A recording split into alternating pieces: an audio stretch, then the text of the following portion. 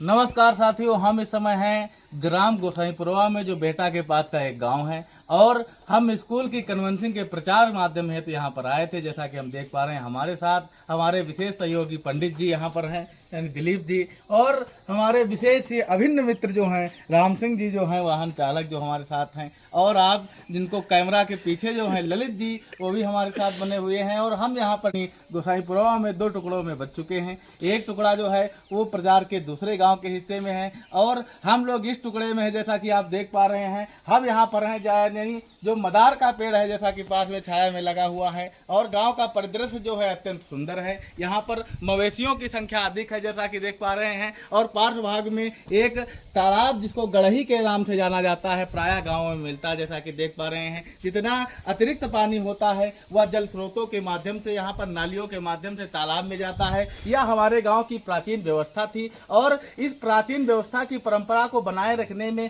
गांव वालों ने विशेष सहयोग दिया है कि हमारे गांव का जलभूमि का जल स्तर जो है निम्न न पड़े। जो पानी खर्च किया जाता है वो एक जगह से स्रोत के द्वारा जाए और यहाँ पर धरती के अंदर जाके हमें पुनः स्वच्छता के रूप में प्राप्त मिल सके, और हम उसका सदुपयोग कर सके। यह भी प्राकृतिक पर्यावरण को बचाने का एक सामाजिक माध्यम है। और आप लोगों ने देखा कि कैसा पर्यावरण, हमने आपको कुछ संक्षिप्त जानकारी दी कि हमने एक गड़ही जो है, यानी तालाब जो है गांव का, जो गड़ही के रूप में बदल चुका है, उसके एक हिस्से पर हमने आपको दिखाया कि किस प्रकार से तालाब में जल का संचय किया जाता है। जो गंदा जल है वहां पर जाता है और जल स्तर में वृद्धि करता है। और दूसरे कोने में तालाब के जहां पर हम खड़े हुए हैं, जैसा कि देख पा रहे हैं, बड़ी छायादार वृक्ष। अगर गांव में पेड़ ना बचे तो शायद गांव ही नहीं बचेगा। जो परिवर्तन अनवरत रूप से चल रहा है, विशालकाय पेड़ जो हैं हमारे साथ लगे हुए हैं, जैसा कि आप देख पा रहे हैं, जो हमें अत्यंत शीतल छाया प्रदान करते हैं। और बाहरी परिदृश्य जहां पर हम गांव में इस समय हैं, जिस गांव का नाम है गोसाईपुरवा,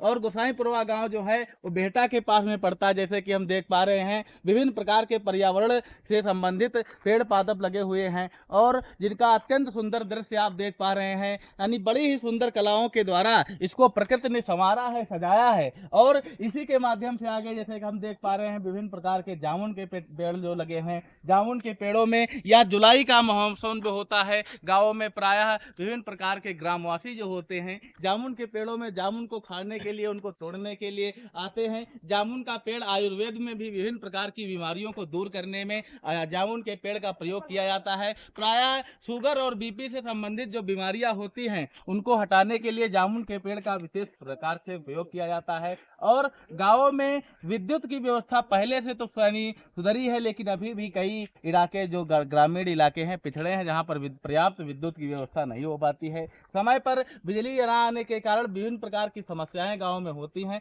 तो आप लोगों का हमारे साथ बने रहने के लिए बहुत बहुत आभार।